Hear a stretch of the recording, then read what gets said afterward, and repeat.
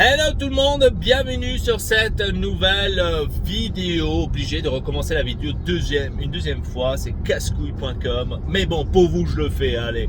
Donc la Belgique hier soir qui a gagné contre le Danemark. Les amis, 2-1, but de Hazard et d'un autre que je sais plus le nom. Incroyable les amis, incroyable. Je suis un GOAT, bordel. Un GOAT dans le pronostic. Mais c'est hallucinant. J'ai les pronostics dans le cul, j'ai envie de dire. Alors, un truc hallucinant. Hein. On va parler d'abord du Belgique, après on va parler des pronostics. Alors, la Belgique hier, première mi-temps, je me suis dit, la Belgique, aujourd'hui, ça va être difficile qu'elle va faire quelque chose. Mais il faut dire aussi que j'avais pas remarqué qu'à la première mi-temps, la Belgique jouait sans Kevin De Bruyne et sans Eden Hazard. Donc, j'avais pas remarqué. Je me suis dit, mais comment ça se fait que la Belgique, tout à coup, d'un match à l'autre, tout joue comme des amateurs? C'est pas possible. N'arrivait même pas à garder le ballon pendant 1 minute et il le perdait tout de suite. Soit il est allé dehors, soit des passes c'était complètement mauvais. Ils essayaient de faire des passes, mais les passes, je sais pas qu'est-ce qu'ils faisaient. Ils n'arrivaient même pas à chercher et à trouver leur propre joueur. Je ne comprenais pas. Après, quand j'ai vu à la première mi-temps, à la fin de la première mi-temps, au début de la deuxième, rentrer Kevin De Bruyne, je me suis dit, ah merde, il manquait lui. Ah ouais, d'accord. Et après, une quinzaine de minutes, la rentrée de Eden Hazard. Je me suis dit, ah, lui aussi il manquait. Ah merde. Donc là après, la Belgique a complètement changé d'aspect, absolument, niveau jeu, a complètement changé d'aspect et ont apporté ce match que j'avais prédit, les amis, c'est incroyable. Et là on va passer au pronostic. Je suis un GOAT, les gars, un putain de GOAT. J'avais dit 3-0 l'Italie qu'elle va gagner et c'est 3-0 que l'Italie a gagné. Hier, vous pouvez demander à Friganja, parce que j'avais écrit avec lui. J'envoie les pronostics, ce que je vous avais mis aussi sur Instagram. Donc suivez-nous sur Instagram, très important si vous voulez avoir des pronostics de GOAT. Suivez-nous sur Instagram. J'avais posté donc le pronostic de la Belgique, j'avais posté la victoire de la Belgique et qu'il y aura plus de 1,5 buts. Donc qu'il y aura minimum 2 buts. Et donc, à la première mi-temps, en regardant la première mi-temps 1-0, Friganja m'a écrit, écoute, pour moi, Danemark va gagner aujourd'hui pour Eriksen. Et moi je lui dis, calme-toi, tu verras que la Belgique va gagner 2-1. Qu'est-ce qui s'est passé? La Belgique gagne 2-1. Voilà, je suis un putain de GOAT. Ensuite, le Pays-Bas a joué donc hier soir. Et là, je n'ai pas misé. C'est pour ça que je ne vous ai pas mis de pronostic hier soir. Là, je n'ai pas misé parce qu'avec le Pays-Bas, je fais un tout petit peu gaffe. Parce que je dois vous dire sincèrement, l'Espagne et le Pays-Bas, c'est deux équipes que j'aime pas dans cet Euro. Parce que ces deux équipes sont, on va dire, difficiles à prévoir ce qu'ils feront. C'est difficile, je dois vous dire sincèrement. Parce que le Pays-Bas, je dois vous dire, c'est une belle équipe, oui, avec des pailles, etc. Il n'y a aucun souci. Mais je dois vous dire aussi que font énormément de fatigue à apporter un match. Donc probablement je dis à Friganja, Pays-Bas va gagner ce soir contre l'Autriche. Et Friganja ensuite m'a répondu, ou peut-être je pourrais aussi miser que les deux marqueront. Je lui ai dit, écoute, ça va être difficile, mais pour moi, l'Autriche ne marquera pas. Donc, Pays-Bas gagnera, mais Autriche ne marquera pas. Et c'est exactement ce que s'est passé. L'Autriche n'a pas marqué. Je suis un putain de GOAT, les gars. Je suis un putain de GOAT. Il faut écouter, papa. Quand je vous dis quelque chose, il faut écouter. Bordel. Donc aujourd'hui, il y a l'Angleterre-Écosse. Il y a l'Espagne, si je ne me trompe pas, qui joue aussi ce soir, je crois. Ou je suis en train de vous dire une connerie. En tous les cas, je sais l'Angleterre qui va jouer contre l'Écosse. Peut-être l'Espagne, c'est demain. Je suis en train peut-être de vous dire une connerie. Je sais pas. Franchement, je suis plus. Je ne suis. Enfin, je regarde et après j'oublie parce qu'en fait, c'est tellement pas important que je suis complètement à l'ouest. Hein. Quand l'Italie joue, ben, pour moi, l'Italie a gagné. Pour moi, c'est bon. Hein. Le reste peut faire ce qu'il veut. Donc, l'Angleterre-Écosse. Angleterre-Écosse, pour moi, l'Angleterre va gagner. Absolument. Va gagner. Et je pense que l'Angleterre fera aussi plus que 1,5 but contre l'Écosse. Je vais vous dire sincèrement. Mais je ne suis pas sûr si l'Écosse va marquer aussi. Là, je ne suis pas sûr. Mais je dirais que l'Angleterre pourrait faire plus qu'un but contre l'Écosse. Parce que franchement, je dois vous dire sincèrement, je ne savais pas l'Angleterre, quelle équipe elle était, comment elle était conçue, etc. etc. Quand j'ai regardé leur premier match, il faut vraiment que je vous avoue que c'est une belle équipe, un très beau jeu quand ils veulent jouer. Parce qu'au premier match, on a vu la première mi-temps était fantastique, la deuxième mi-temps, ils se sont un peu, je sais pas, laissés aller, je n'ai aucune idée. Donc, et ils ont fait seulement 1-0. Donc ça, c'est aussi à prendre en précaution. Parce que de dire maintenant qu'ils vont faire plus que 1,5 but, je dois vous dire sincèrement, c'est un peu risqué aussi. Hein. Mais je pense que contre l'Écosse, ça pourrait se faire. Ça pourrait se faire. De faire plus que 1,5 but. Enfin, qu'il y a plus que 1,5 but dans tout le match. Donc ça se peut que l'Écosse marquera aussi. Et que l'Angleterre marquera aussi. Donc vous avez plus que 1,5 but dans tout le match. Je ne dis pas que l'Angleterre marquera plus que 1,5 but. Attention à ça.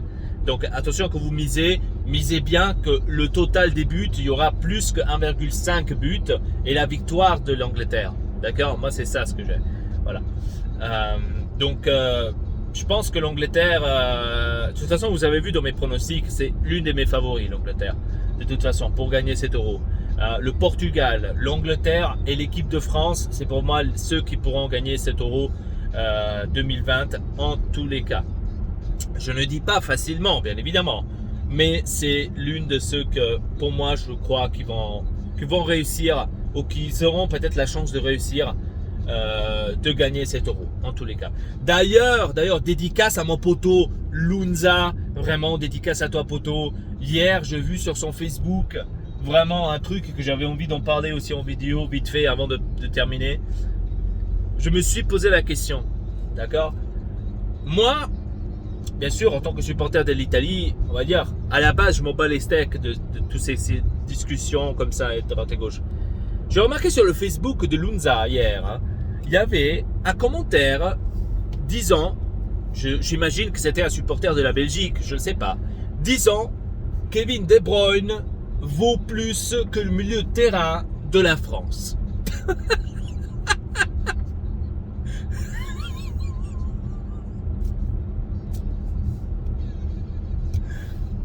Je me suis mis à rigoler, je me suis dit, mais il est sérieux Alors j'ai regardé, franchement, je vais être sincère, j'ai regardé son match, j'ai regardé son commentaire au moins 2-3 fois.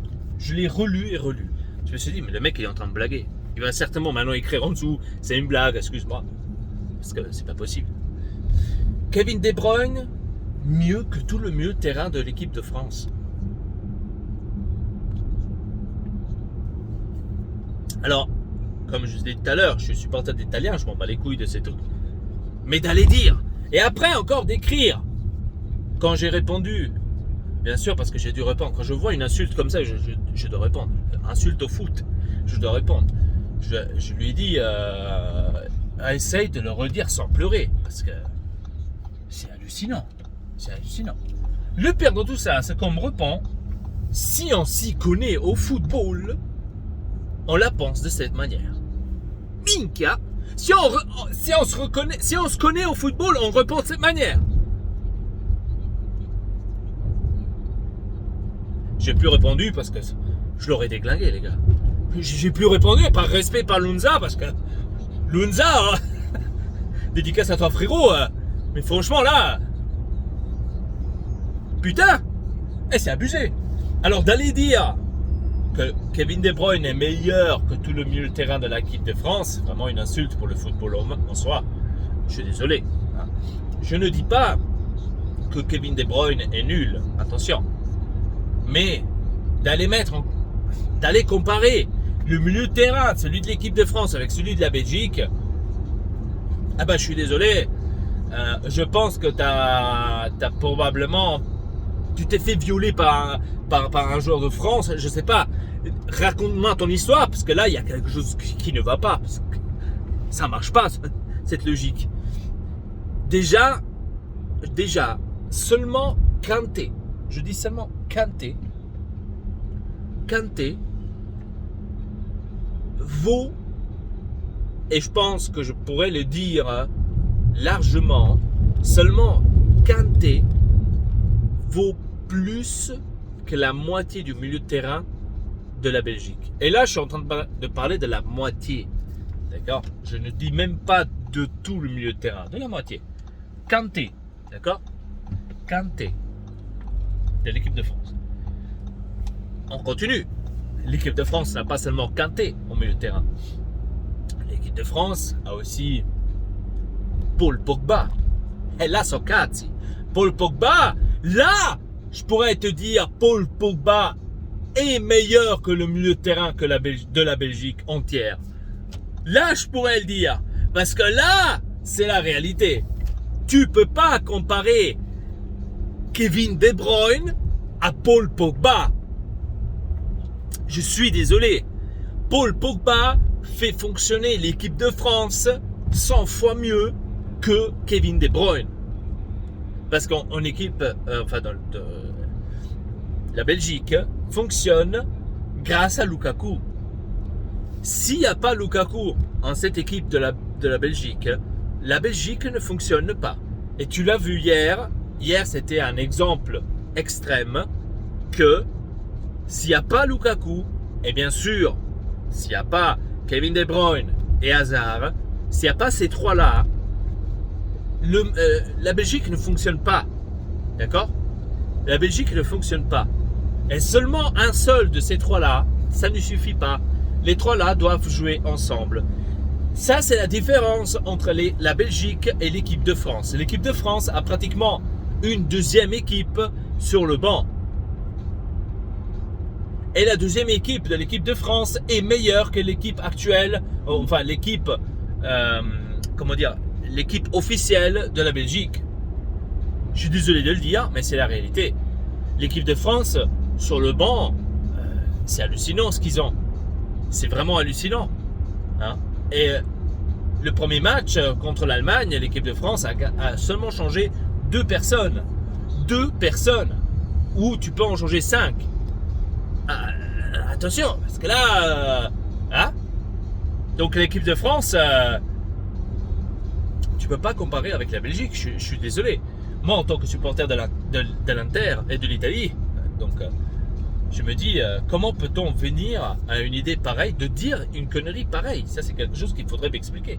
Parce que là, c'est hallucinant. C'est hallucinant. Je ne dis pas ça parce que maintenant, l'équipe de France est l'une de mes favoris, etc., pour gagner l'Euro. C'est pour ça que je suis obligé de parler comme ça ou quoi que ce soit. Du tout, pas du tout. Mais, franchement, c'est contre la logique. C'est contre la logique du football. Tu ne peux pas dire ça. S'il y aura, on va dire, en quart de finale, le match Italie contre la France, je dis ouvertement, la France va gagner. Mais c'est normal, la France va gagner. Je ne dis pas, la France va gagner facilement. Parce que, vous savez, nous, les Italiens, on ne rend jamais la vie facile à quelqu'un. Et c'est aussi juste comme ça. Mais la France va gagner. Parce que, sur la carte, l'équipe de France est plus forte que celle de l'Italie. Je ne peux pas dire, moi, autant que supporter de l'Italie va gagner contre l'équipe de France. Mais avec quoi? Avec tout le respect, avec quoi? Après, bien sûr, dans le football, il peut toujours y avoir, bien évidemment, des trucs qu'on ne peut pas expliquer pourquoi ça s'est arrivé. Il peut toujours y avoir, bien évidemment. Mais je suis désolé de le dire, mais pas avec cette équipe de France-là. Je ne vois pas l'équipe de France, je suis désolé à vous le dire, je ne vois pas l'équipe de France perdre contre l'Italie. Même si chez moi, au travail, il y a un collègue qui m'a sorti, pour moi, la seule ou les seules équipes qui peuvent arrêter l'équipe de France, c'est l'Italie, la Belgique. Chacun peut penser comme il veut, bien évidemment. Vous pouvez penser, vous pouvez croire ce que vous voulez. Mais moi, personnellement, je ne le trouve pas. Personnellement, je trouve que la France est plus forte que l'Italie, plus forte que la Belgique de toute façon. Donc, si maintenant vous devriez me dire, oui, mais pour toi, qui crois-tu que pourrait stopper l'équipe de France? Alors, stopper l'équipe de France, déjà pour commencer, c'est un exploit. Avec les champions qu'eux, ils ont, c'est un exploit. Si maintenant je devrais dire une équipe qui pourrait éventuellement, et encore c'est pas sûr, arrêter l'équipe de France, c'est ou le Portugal, et ça on va le voir justement parce qu'ils l'ont dans le groupe, ça on va le voir quand ils vont jouer France-Portugal, ou le Portugal ou l'Angleterre. L'un de ces deux-là, pour moi, pourront éventuellement stopper l'équipe de France. Éventuellement. Mais je vous dis sincèrement, sur la carte, l'équipe de France est l'équipe la plus forte de l'Euro. Il n'y a aucune autre équipe que je pourrais égaliser à l'équipe de France. Soyons honnêtes. Même si vous êtes supporter du Portugal, même si vous êtes supporter de la Belgique, de l'Italie, du Congo, n'importe, il faut avouer que l'équipe de France est la plus forte de l'Euro. C'est comme ça. C'est le foot. C'est comme ça, les amis. Après, que l'équipe de France pourrait perdre contre une autre équipe, ça, bien évidemment, ça veut pas, c'est jamais sûr que si tu as les meilleurs joueurs que tu gagnes forcément. Hein. Donc, sinon, ça serait trop facile. Vous avez vu, par exemple, l'extrême exemple, on va dire, global, c'est avec la Champions League. Regardez le PSG. Combien de milliards ils ont dépensé pour avoir Mbappé, pour avoir Neymar, pour avoir trou de cul, pour avoir machin. Et en fin de compte, pour faire quoi? Pour ne pas gagner une seule fois une Champions League. L'autre chose, la deuxième, Manchester City. Millions, milliards dépensés ici et là, machin, des joueurs ici pour Guardiola, machin ici, oh putain, 80 millions ici, 90 millions là, 110 millions ici, hop, machin, et chouette. Pour à la fin, ne pas gagner une seule Champions League. Arriver peut-être en finale, oui, mais ne pas gagner une Champions League. L'autre exemple extrême encore, et c'est le troisième, le dernier que je vais vous donner, la Juventus de l'Italie. Ci prendiamo Ronaldo, grande Ronaldo, portaci la Champions, Ronaldo. Ils ont fait quoi depuis qu'elle est là, Ronaldo? Rien. Sorti en huitième de finale. Et là, complètement chié absolument la dernière fois. Donc, vous voyez ce que je vais vous dire. J'allais même dire que la Juventus était meilleure sans Ronaldo que maintenant avec Ronaldo. Donc, et ça, je l'ai déjà dit plus qu'une fois. Donc, de dire maintenant que l'équipe de France va absolument gagner l'Euro, c'est difficile de le dire parce que tous les matchs sont difficiles. Hein. Même maintenant, la France va jouer contre l'Hongrie. Ça ne veut pas dire, ah ouais, mais la France va déglinguer l'Hongrie. Non, parce que l'Hongrie, c'est une équipe difficile qui pourrait probablement faire les 20 premières minutes, pourrait vraiment faire chier, on va dire, l'équipe de France. Mais après, dès que le premier but de la France va tomber, c'est fini, c'est game over. Donc ils vont plus se rattraper parce que là, après c'est parti, la machine elle est lancée, et c'est parti. Donc soyons honnêtes, d'accord, soyons vraiment honnêtes. Bref, les amis, je crois que j'ai assez parlé donc aujourd'hui. Pronostiqueur de foot, donc je suis là. Donc pour les matchs d'aujourd'hui, je vais essayer de vous lancer un petit pronostic. Regardez sur Instagram, suivez-nous, Ortex et pas très important. Instagram et Telegram, parce que sur Telegram aussi je vais poster de temps en temps aussi même des vocales, donc allez regarder, franchement suivez-nous parce que c'est très important. Si vous voulez savoir, vous voulez gagner de l'argent, suivez-nous, voilà. Après je dois vous dire aussi attention, mes pronostics ne sont pas à 100% sûrs. C'est pour vous dire. Vous pouvez aussi perdre. Hein. Mais de me suivre, ça serait cool. Hein. Donc sur ce, à la prochaine pour une nouvelle vidéo. Forza Italia. Triple peace.